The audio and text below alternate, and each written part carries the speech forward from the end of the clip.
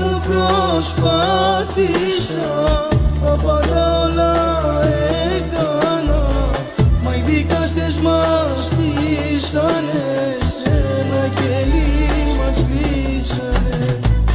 Εισαγγελέας και ανακρίτης στη δίκη αδίκη